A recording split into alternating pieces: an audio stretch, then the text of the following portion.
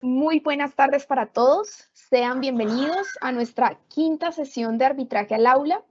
En el día de hoy y bajo la temática de conciliación en el trámite arbitral, nos acompaña la doctora Alba Luz Becerra Sarmiento. Esta temática es muy importante y hago un especial énfasis porque hay cierto desconocimiento de que existe. Muchas veces en las asesorías me he encontrado con caras de sorpresa, de desconocer que puede haber una conciliación en el trámite arbitral y la misma qué categoría tiene. En ese sentido, desde la dirección del Centro de Arbitraje, agradecemos a la doctora Alba Luz por su participación y voy a permitirme leer a continuación su perfil profesional.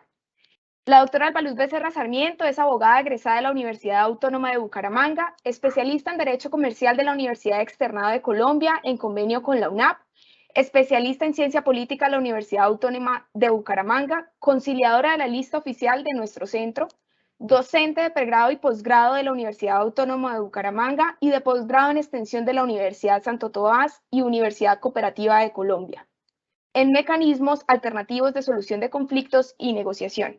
Doctora Alba, muchísimas gracias por estar presente. Con profunda admiración y respeto le doy el uso de la palabra. Muchas gracias, doctora Viviana. Un saludo especial a los asistentes. Gracias a usted, doctora Viviana, por permitirme este espacio y compartir un tema que me encanta, que ha sido un motor de mi vida, parte de todo mi ejercicio profesional, como es la conciliación y la conciliación dentro del proceso arbitral. Hay un desconocimiento de las posibilidades de conciliar en los procesos arbitrales. Siempre tenemos los procesos arbitrales como un mecanismo heterocompositivo y pensamos que porque es heterocompositivo va a terminar en un laudo, obviamente, pero desconocemos que podemos dar por concluido el conflicto, podemos darle solución al conflicto a través de la autocomposición, como es la conciliación. Y no solamente eso, porque pues ya los estudiosos de los mecanismos alternativos saben que podemos transar, podemos conciliar, aún estando en cursos procesos de una manera extrajudicial, pero no como lo indica el estatuto del arbitraje, que es ese mecanismo de la autocomposición dentro del proceso arbitral, dentro del proceso arbitral. Realmente no hay una reglamentación, o sea, la ley no regula cómo se debe desarrollar la audiencia de conciliación. Está señalado unas pautas, qué es lo que se hace, pero no el desarrollo de la misma. Por eso es que nos ha correspondido realizarla como se hace una conciliación extrajudicial, porque no podemos asimilarla a la conciliación judicial, que sí tiene sus reglas, tiene su procedimiento. Aquí no, aquí es como, imagínense ustedes, como una conciliación extrajudicial que hacemos normalmente, pero metida dentro del proceso arbitral, y su forma de abordarla es la misma. Y eso es lo que quiero compartir con ustedes. Por eso me encanta y doy las gracias que me den la oportunidad de compartir con ustedes esas experiencias cuando hice la Secretaría de los Tribunales de Arbitramiento y concretamente para esa conciliación, para esa temática. Sin desconocer que la Ley 1563 del 2012, del 12 de julio, es nuestro estatuto arbitral y a ese vamos a hacer mención. Antes de abordar el artículo 24, que es el que estipula y establece la audiencia de conciliación en el trámite arbitral, no puedo dejar pasar por alto hacer una miradita al inciso final del artículo 116 de la Constitución Política de Colombia, que dio un viro fundamental. Para mí es uno de los incisos de las normas que le dio un viraje a todo lo que es la estructura de la administración de justicia, porque invitó, estableció y dijo particulares, vengan también a administrar justicia con unas características especiales. Cuando antes preguntábamos quién administra justicia en Colombia, pues decíamos los jueces en toda su estructura, pero a partir de esta Constitución, los particulares también están investidos de una manera transitoria, obviamente temporal, en esa función de administrar justicia. Y lo hizo básicamente en los dos mecanismos que es el que nos ocupan, porque es la conciliación y el arbitraje, ¿ya? Luego, estos dos mecanismos alternativos comparten ese origen constitucional que les da un soporte diferente y incluye la conciliación y el arbitraje como parte de la administración de justicia, como un complemento de la administración de justicia. De ahí que hoy los mecanismos alternativos de solución de conflictos se vuelven y han cambiado al nombre de métodos o mecanismos de resolución de controversias, porque la Corte lo ha repetido varias veces, e inclusive en unas sentencias de exequibilidad manifiesta que tanto la conciliación, cuando se va a agotar el requisito de producibilidad, no está obstaculizando el acceso a la administración de justicia, sino por el contrario, lo que está es complementándola, facilitándola.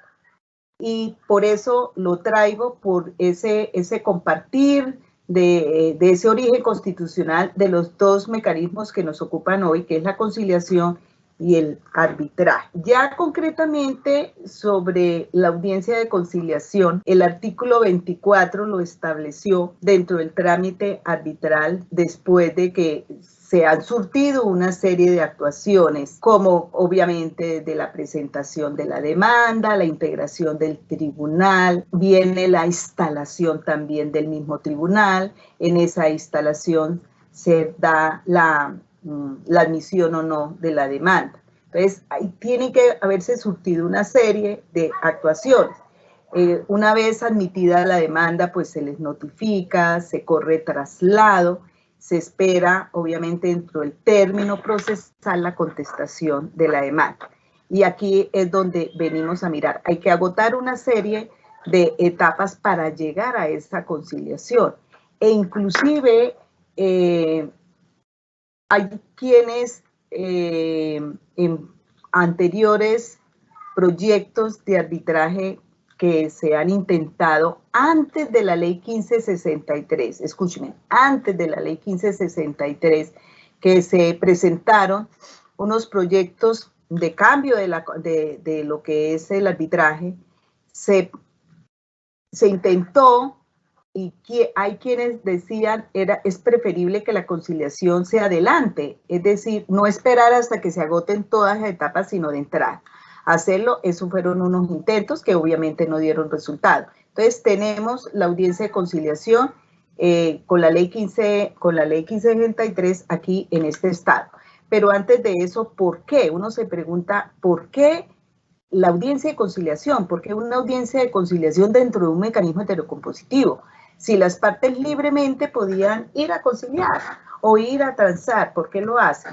Y lo hace porque el legislador, pienso personalmente, que tiene el interés de decir, primero, los asuntos son de libre disposición, como lo dice el artículo primero de la ley 1563, cuando define qué es la conciliación como un mecanismo alternativo de solución de conflictos, ya por el cual son las partes las que van a delegar en un tercero, en el árbitro, la solución de esas controversias, y son controversias, conflictos de libre disposición o aquel que la ley autorice. Luego, es muy importante ese carácter voluntario que tienen las partes de disponer, de disponer del derecho, ¿ya? De disponer del derecho. Entonces, es muy procedente, primero por los asuntos que son sometidos a arbitraje, ¿ya?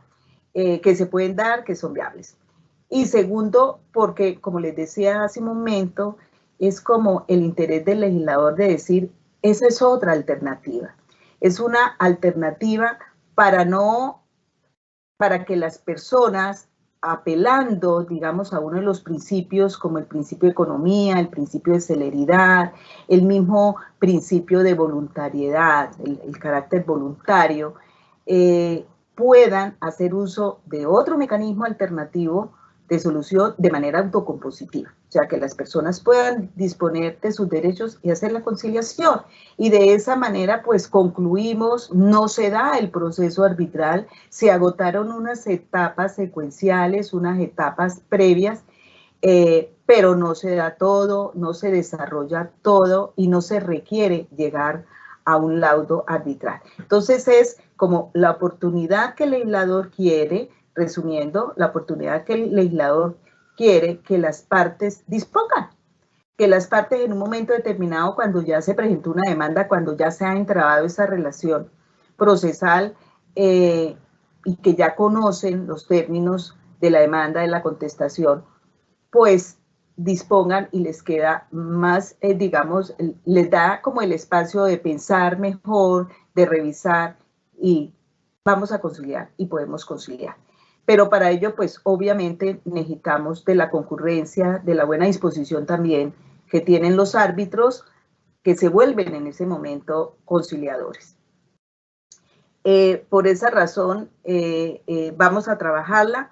Ya les decía que el artículo 24 dispone el término para la oportunidad procesal para señalar fecha y para la realización de la audiencia de conciliación.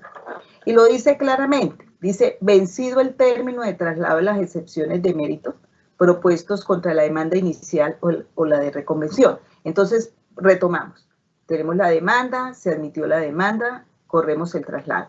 ¿Qué hace el demandado? El demandado en su contestación puede proponer excepciones de mérito. Todos saben que son excepciones de mérito y no previas, ¿no? Entonces, excepciones de mérito. Entonces, vence el término de traslado, esas excepciones se corren traslado a la otra parte. Ahora, si hay demanda de reconvención, si viene con demanda de reconvención, pues, y esa demanda de reconvención se notifica, se contesta, dentro de esa contestación también se pueden proponer excepciones, entonces igualmente hay que esperar que se le corra traslado de esas excepciones. Entonces, esa es una de las oportunidades, cuando se vence el traslado de las excepciones. Otra es que esas excepciones se hayan contestado, que las demandas, la demanda inicial o de reconvención, se conteste sin proponer excepciones. O la otra es que se corrió traslado y no contestaron la demanda, el término del traslado. Es en ese momento que se han agotado esas etapas procesales posteriores a la admisión de la demanda, que es la oportunidad, pero es la oportunidad no para realizar la audiencia de conciliación. En eso también quiero que tengan claro. Sencillamente es para señalar la fecha de fecha y hora en que se va a realizar la audiencia de conciliación. Entonces, eso significa que el tribunal se reúne en esas audiencias que llamamos privadas, por lo general, pues para este caso son privadas, y señala, por lo general, señala día y hora para celebrar la audiencia de conciliación. Porque realmente, si ustedes miran, es para señalarla, no para celebrarla. No, el artículo 24 no contempla un término para la realización de la audiencia. Así no lo estipuló la ley 1563. Antes nos tocaba acudir a lo que era el Código de Procedimiento Civil y había un término. Acá no. Aquí no lo tenemos. Entonces señalamos el día y hora para celebrar la audiencia de conciliación. ¿Deben concurrir quiénes? Deben concurrir las partes y sus apoderados. ¿Por qué señalo las partes y por qué lo resalto en rojo? Lo resalto porque igual que en las conciliaciones extrajudiciales que hacemos, es interés del legislador la presencia de la parte. Porque es que son las partes las que conocen, las que saben, las que tienen claro cuál es el conflicto, saben cuáles son sus intereses, saben hasta dónde van. Yo siempre lo he dicho como conciliadora, estoy hablando como conciliadora, que la presencia de las partes enriquece realmente la conciliación y le permite al conciliador poderla realizar de una manera más óptima. Porque ellos son los que conocen, uno se dirige a las partes. El apoderado tiene un mandato y se ciñe a lo que su cliente le manifestó y no puede salirse de ese mandato. En cambio, la parte sabe hasta dónde puede llegar. La parte sabe si concedo, si no concedo, si rebajo, si no rebajo, si condono, no condono, si negocio o no negocio, si concilio o no concilio. Luego es más enriquecedor realmente la presencia de las partes. Luego considero que hay que tener cuidado para el que va a hacer la citación, el que va a citar, porque debemos notificar, pero además debemos citar. Yo siempre citaba a las partes, les enviaba esa comunicación donde además de notificarle, les comunicaba y les decía, este día a tal hora se va a realizar la audiencia de conciliación para que asistan y asistan con sus apoderados. Obviamente que en esta partecita tenemos, primero que ya no lo dice la ley, pero obviamente podríamos por analogía traer el parágrafo segundo del artículo primero de la ley 640 del 2001, que es la ley de conciliación, que manifiesta, modificado por el artículo 620 del Código General del Proceso, donde establece las causales o aquellos eventos en los cuales se puede realizar la audiencia sin presencia de las partes y mediante apoderados debidamente facultados para conciliar, porque deben estar expresamente facultados para conciliar, eso es un mandato expreso.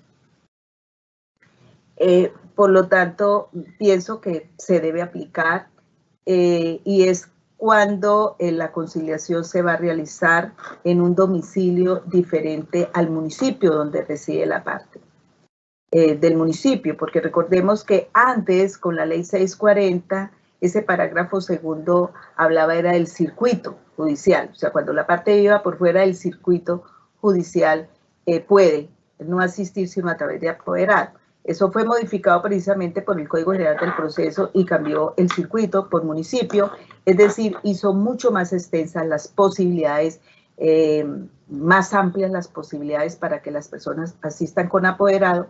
Esto debido a que no podemos desconocer en la práctica, sobre todo cuando son personas jurídicas, las dificultades que tienen los representantes legales básicamente para concurrir a una audiencia de conciliación, o sencillamente las mismas personas cuando tienen sus empresas o sus empleos y que se les dificulta.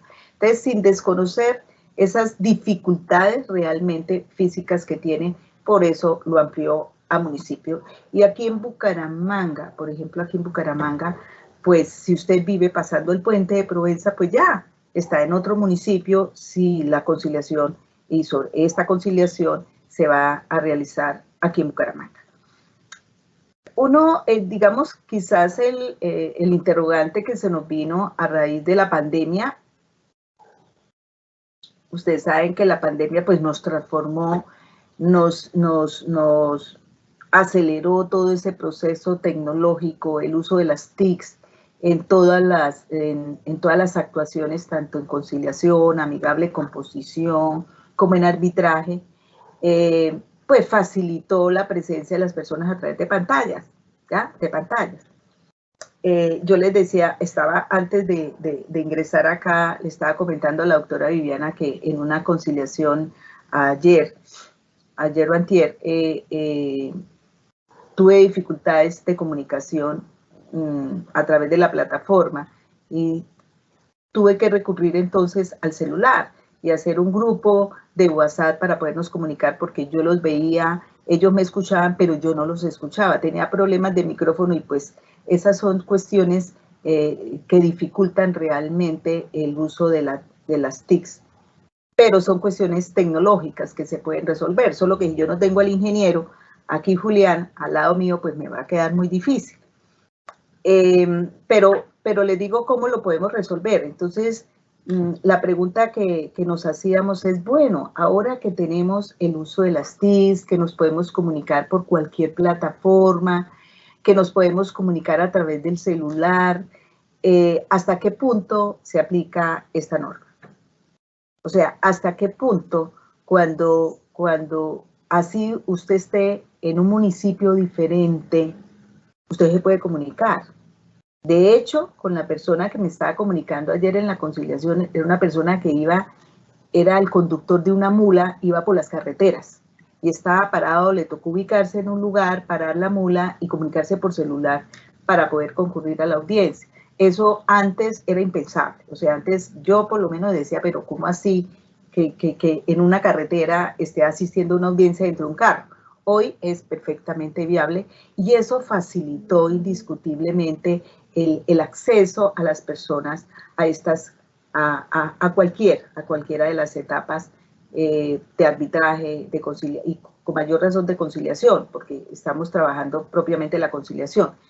Así sea en arbitraje, pero es la conciliación. Entonces, yo pienso que no debería aplicarse, ya no es necesario aplicarse si la persona está por fuera del municipio, pero ahí tenemos la norma que no se ha modificado, ahí está presente. En los centros, los operadores pues determinan en su reglamento esta parte, la van a reglamentar. Eso por un lado. El otro es pues que se encuentre por fuera del territorio, que esa es la otra causal, que esté por fuera del territorio nacional. Y ahí sí también la persona puede concurrir a través de apoderados, pero con las mismas observaciones que acabo de hacer, que acabo de formular, es lo mismo. Digamos que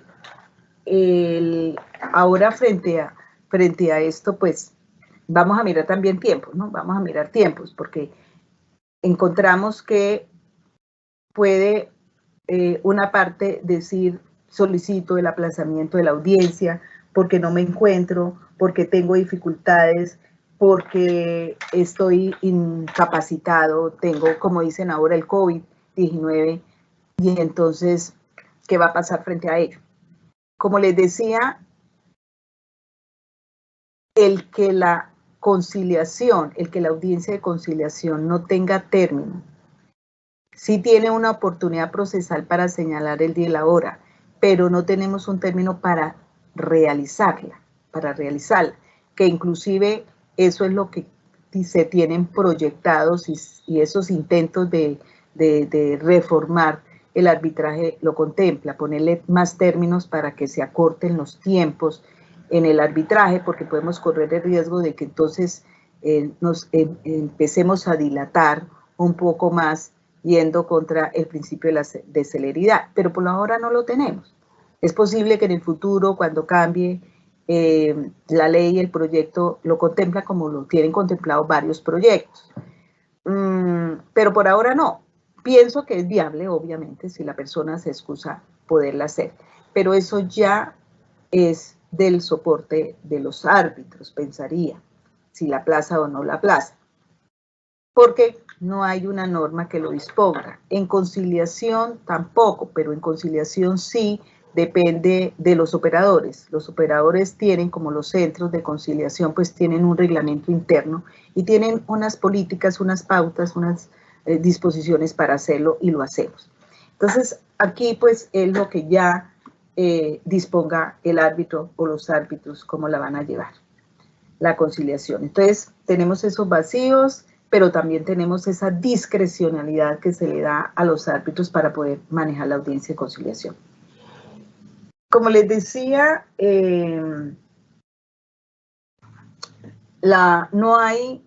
no está establecido una forma de abordar la audiencia, no lo hay. No lo hay ni siquiera en la ley 640 del 2001. No existe tampoco en las leyes que regulan la conciliación propiamente, y por supuesto que aquí la conciliación dentro del proceso arbitral no lo hace. ¿Qué es lo que sí dice? Lo único que dice es que la conciliación, como lo dice, primero deben incentivar los árbitros que hacen de conciliadores. Si son 3, pues el presidente generalmente, pero lo pueden repartir ahí y decir, o los 3 hacerla.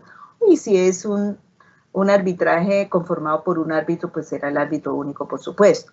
Entonces, yo considero que deben incentivar el ánimo conciliatorio porque el árbitro forma parte de un mecanismo alternativo de solución de controversias, ¿ya?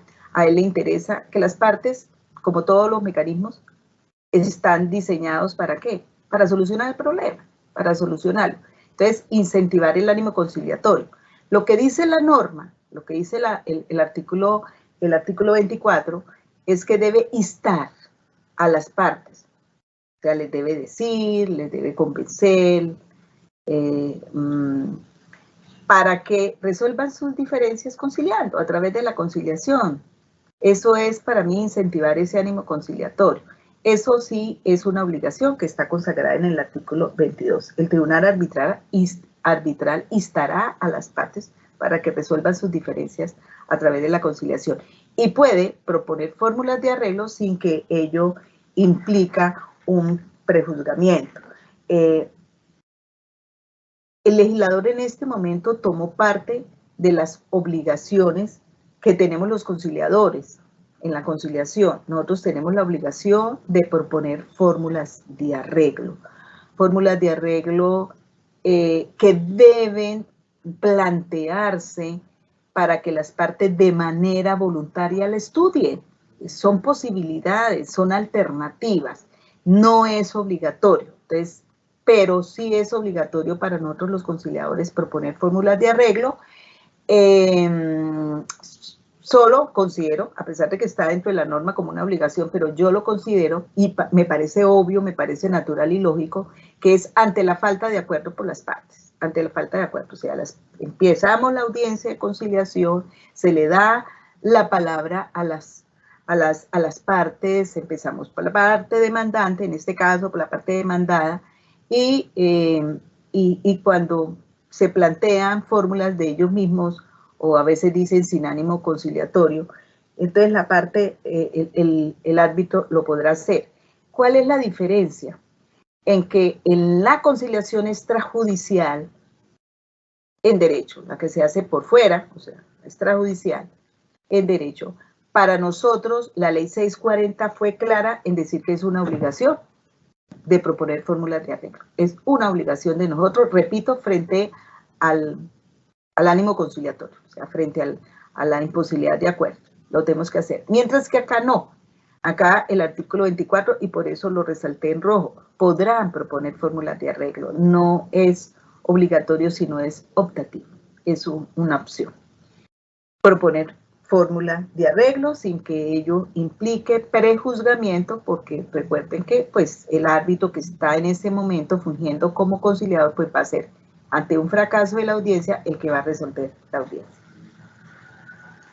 Y frente ya al desarrollo no dice nada más, lo que es ya el desarrollo, el abordaje de la audiencia. Repito, como no lo hay, tomamos los abordajes de la audiencia que lo hacemos en las conciliaciones extrajudiciales en derecho, que repito, no están reguladas, pero sí cada centro, cada operador tiene su propio protocolo de abordaje y ahí lo vamos desarrollando de acuerdo a un protocolo de abordaje, qué se debe decir, cómo se le da la palabra a las partes, cómo usted negocia, cómo maneja esa negociación de gana-gana, hasta que finalmente se llegue o no se llegue a acuerdo. Aquí no hay ese protocolo, entonces es muy discrecional de los árbitros. Hay árbitros que son, además de ser árbitros, son conciliadores y ellos lo introducen, ¿no? Tratan de introducir esa forma de abordaje de la audiencia. Hay otros árbitros que no son conciliadores y por lo tanto, pues depende repito, es discrecional cómo lo hacen. Pero no quiere decir que no sepan hacer conciliaciones, porque eso es lo que hacen también permanentemente. Entonces, cada uno es independiente, es autónomo para abordar la audiencia de conciliación. Solamente teniendo en cuenta esto, ¿no? La obligación de instar a las partes para que resuelvan, o sea, motivar, decir, y podrán proponer fórmulas de arreglo. Bien, ya en ese desarrollo, ¿cuál es el resultado de la conciliación? Pues el resultado de la conciliación es que haya o no haya acuerdo. Eso es tanto en esta conciliación de la etapa arbitral como en las demás conciliaciones. Entonces miramos el primer escenario. El primer escenario es que hubo acuerdo. No es, en lo que vi en mi experiencia, no es común. No es común que hayan acuerdos conciliatorios, no. Porque por lo general cuando las partes ya hacen uso del pacto compromisorio que tienen es porque generalmente han intentado unos arreglos directos. Las personas no es que surja el conflicto y una vez me voy a demandar, no. Eso no es lo natural. Lo lógico es que intenten esos arreglos directos, porque esas son formas de solucionar el conflicto. Entonces, por lo tanto, no es tan recurrente esta forma de terminar este trámite conciliatorio. Pero en el escenario en que hay acuerdo, ¿qué le corresponde hacer al tribunal? El tribunal procede mediante autoaprobar el acuerdo. Eso es lo que hace el tribunal, lo aprueba, revisa, es el que debe elaborar el acuerdo, a él le corresponde elaborarlo. Esta audiencia de conciliación se levanta un acta, que se llama así, acta de audiencia de conciliación. Dentro del acta, pues vienen los autos que se profieran. En este caso, este es uno de los autos, que es la aprobación del Tribunal del Acuerdo, que ya ha sido redactado, se revisa, puede ser acuerdo parcial o puede existir acuerdos totales, como se hacen en las conciliaciones. Tampoco lo explicita la norma, pero se apela a cómo se desarrollan las conciliaciones extrajudiciales. Realizado el acuerdo, los efectos son los mismos que tenemos para la conciliación extrajudicial, y es que ese acuerdo hace tránsito a cosas juzgadas. Ustedes ya saben que el tránsito a cosas juzgadas significa que ya el asunto quedó solucionado, no hay necesidad de ir a otra autoridad para someter a solución lo que ya está solucionado, ¿sí? A resolver ese conflicto. Ese tránsito a cosa juzgada para ese caso. Y ahora, si ese acuerdo contiene obligaciones claras, expresas y exigibles, pues prestará mérito ejecutivo. Es muy importante tener en cuenta que la redacción del acuerdo es trascendental precisamente para que preste mérito ejecutivo, porque per se no lo hace. Es decir, no es que haya conciliación y ya presta mérito ejecutivo el acta, no señor, es que también esas obligaciones, y por eso aquí el legislador con buen tino lo explicó y lo dijo y lo expresó, dice, si contienen obligaciones expresas, claras y exigibles, ¿ya? Lo hace. Y de esa manera hemos culminado el proceso arbitral. El proceso arbitral tiene varias formas de terminación antes del laudo. El laudo es una de ellas, pero dentro de ese trámite se pueden dar varias circunstancias que culminan el proceso arbitral. Esta es una de ellas, a pesar de que se culmine el proceso arbitral, pero realmente hasta lo que va ese momento el arbitramiento, porque realmente ese procedimiento arbitral, el proceso ya en firme, bien, empieza cuando se ha pagado, ¿ya? Cuando ya empezamos con la primera audiencia de trámite, ahí sí, pero esta es una forma. Terminamos y quiere decir que no hay, yo digo en sentido estricto, no es que se haya desarrollado todo el trámite arbitral, solo una parte del arbitraje y que culminó en este momento con esta audiencia, dentro de este momento histórico, dentro de esa oportunidad procesal.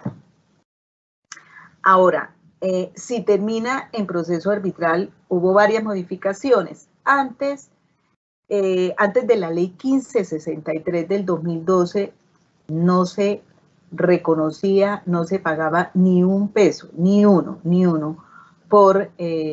a los árbitros.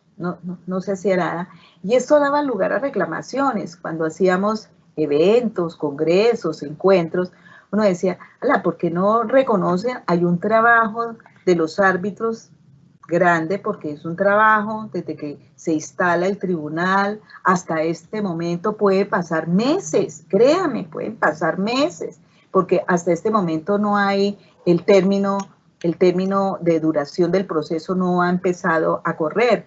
Entonces puede pasar término. Imagínense usted que haya demanda de reconvención, con todas las excepciones, y que antes del inicio de la audiencia de conciliación se presente una reforma de la demanda y que volver otra vez a empezar, que hayan recursos de reposición que son los únicos. Luego, eso da lugar o que se haya suspendido por alguna circunstancia así excepcional. Entonces pueden pasar meses, hasta un año inclusive, y no hay ningún reconocimiento y los árbitros ya han hecho una labor. Entonces, no lo existía.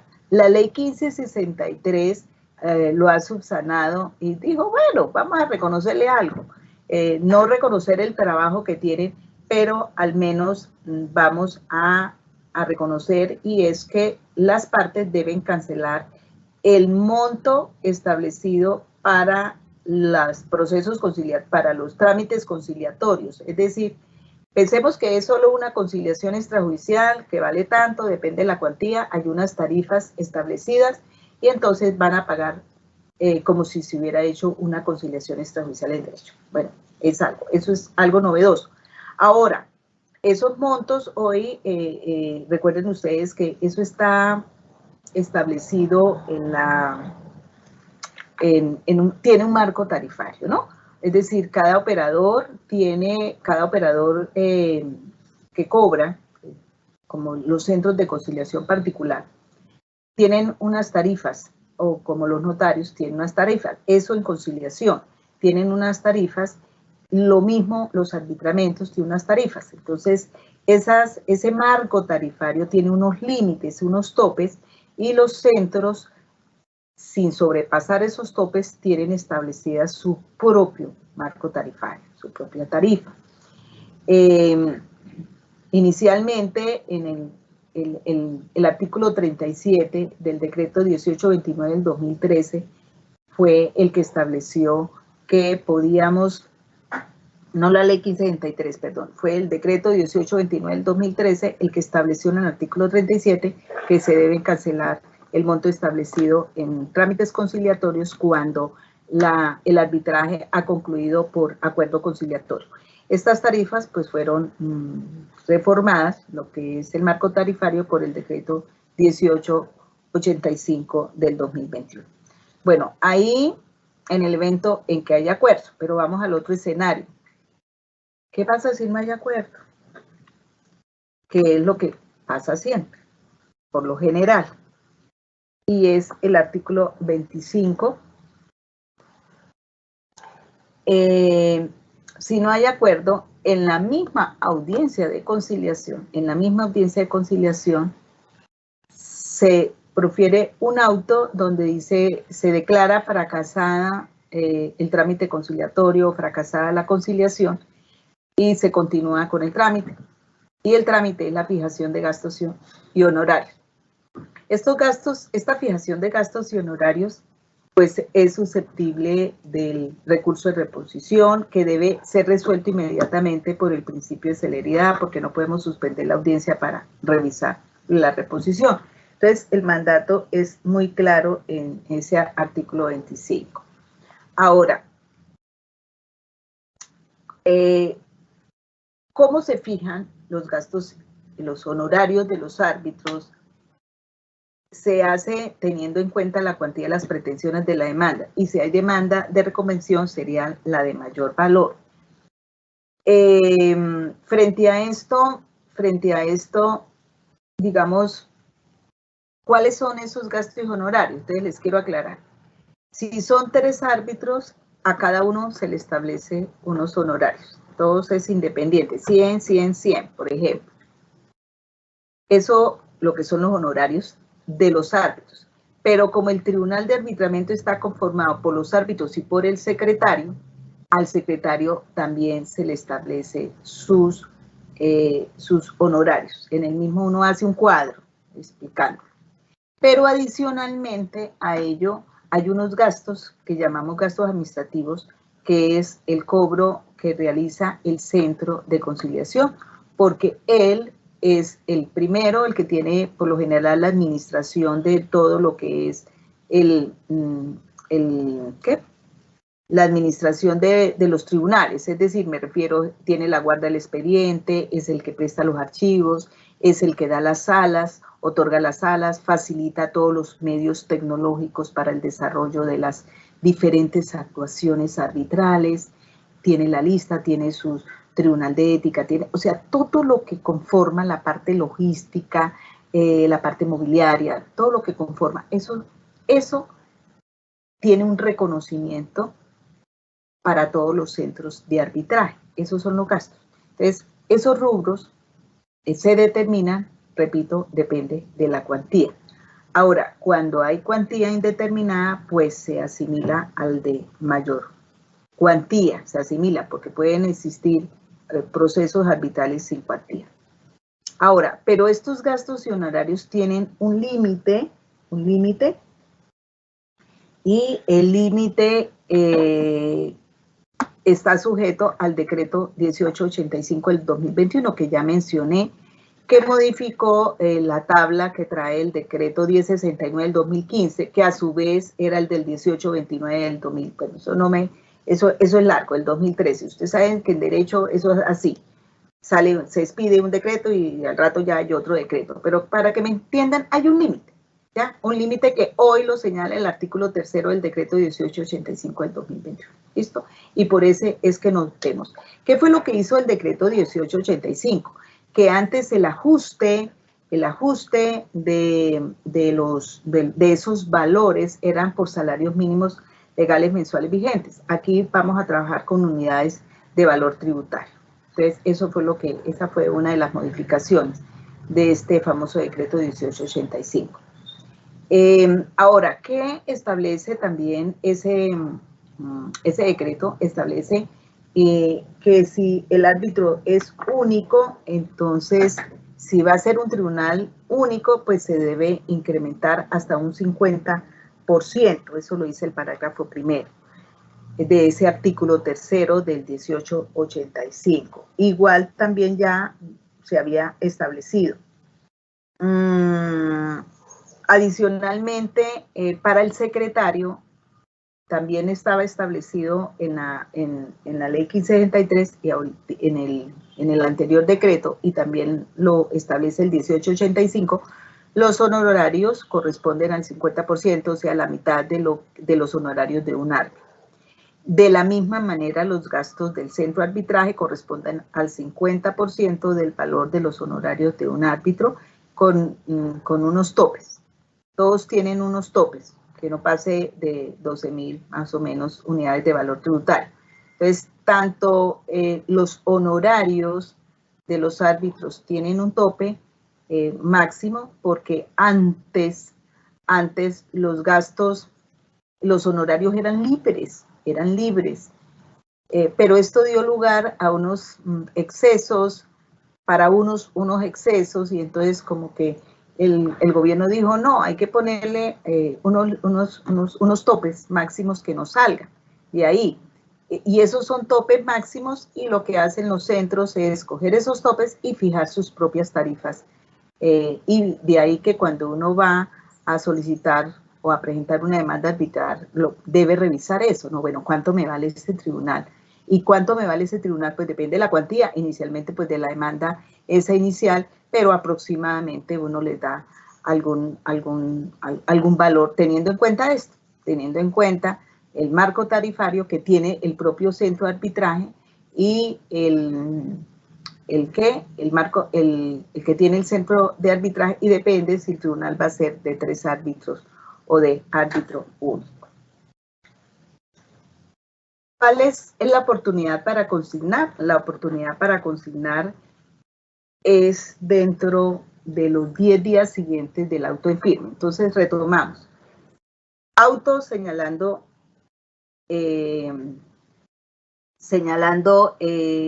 los gastos y honorarios. Listo.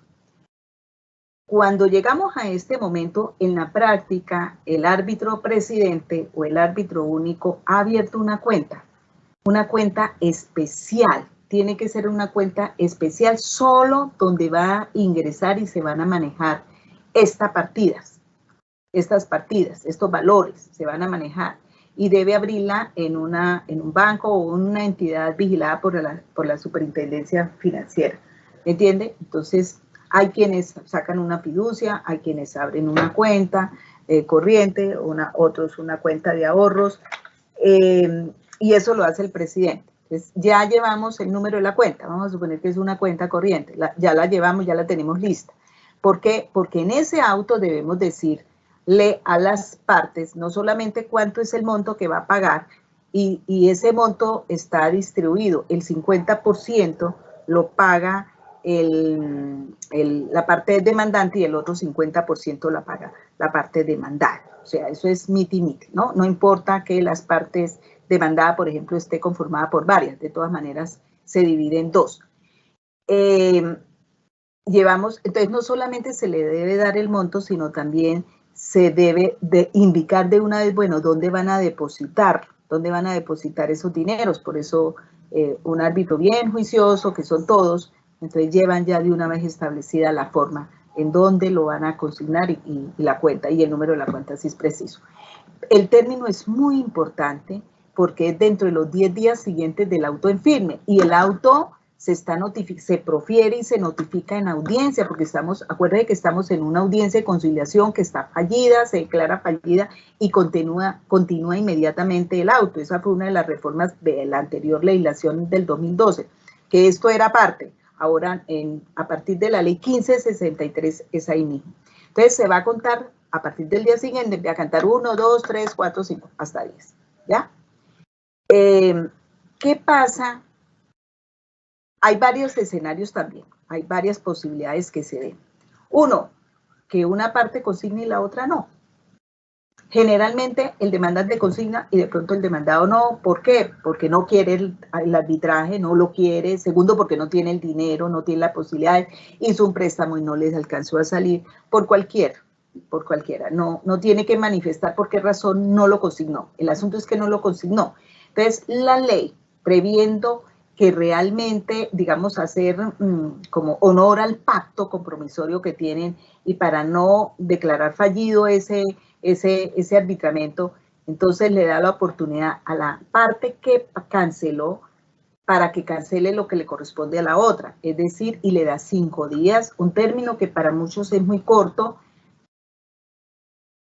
porque dice, hay otros que dicen, no, usted si es el demandante debe prever que de pronto el otro no vaya a pagar, y entonces tenga listo la otra, o la posibilidad de dónde obtener ese dinero, si hay un préstamo, o si lo tiene en depósito, etc. Pero solamente se le da 5 días. Esta partecita, la verdad, es complicada porque tiene que estar el secretario y el presidente muy unidos para estar mirando la cuenta y saber si hoy venció, inmediatamente informarle a la otra parte, pero es una informalidad esa información.